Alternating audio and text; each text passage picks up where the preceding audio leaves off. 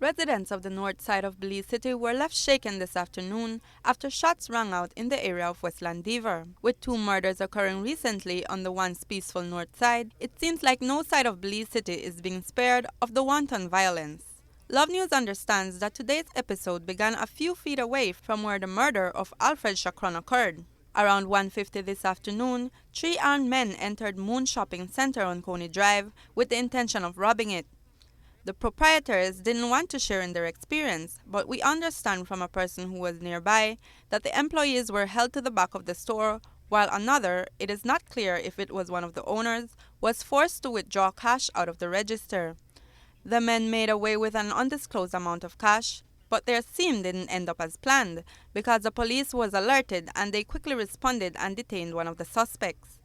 Upon driving down on Coney Drive heading into the direction of Princess Margaret Drive in pursuit of the other two suspects, the suspect who was apprehended pushed the escorting officer from the pan of the moving vehicle and made a run for it.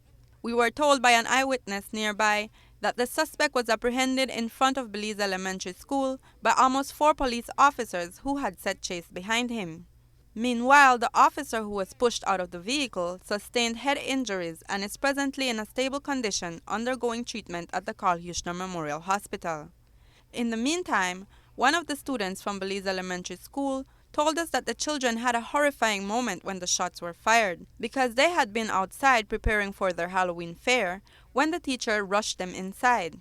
The student, who was still somewhat shaken, said that some of the students went down on the ground and others under their desks, and many of them were crying. School officials declined comment on the matter. But the story doesn't end here.